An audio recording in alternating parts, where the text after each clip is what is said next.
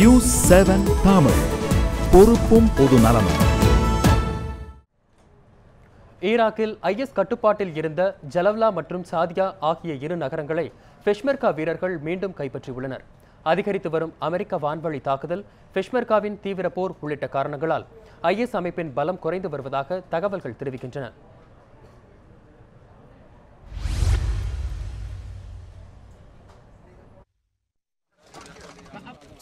Iraq, Syria ஆகிய நாடுகளின் பல பகுதிகளை தங்கள் கட்டுப்பாட்டில் கொண்டு வந்துள்ள IS அமைப்பினர் அதனை இஸ்லாமிய நாடு என்று அறிவித்துள்ளனர்.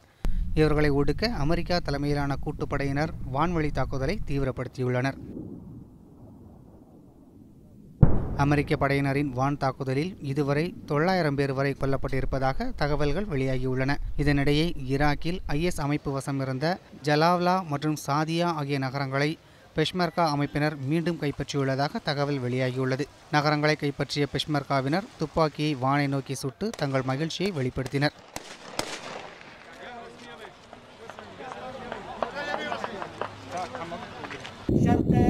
சிரியாவில் IS அமைப்புக்கும் இராணுவத்தினருக்கும் இடையே கடும் துப்பாக்கிச் சண்டை நிகழ்ந்துள்ளது. சிரியாவில் உள்ள டெரா, ஹோம்ஸ் மற்றும் அலெப்போ ஆகிய நகரங்களில் திங்கட்கிழமை மட்டும் ராக்கெட் லாஞ்சர் மற்றும் மோர்ட்டார் ரக குண்டுகளால் தாக்குதல் நடத்தப்பட்டுள்ளது.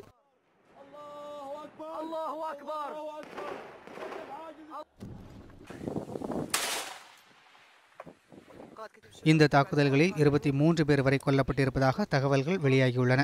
அதிகரித்து வரும் வான் தாக்குதல், பெஷ்மெர்கா அமைப்பினர் இராணுவத்தினருடன் இணைந்து தாக்குதல் நடத்தி வருவது உள்ளிட்ட காரணங்களால் IS அமைப்புக்கு பின்னடைவு ஏற்பட்டுள்ளது.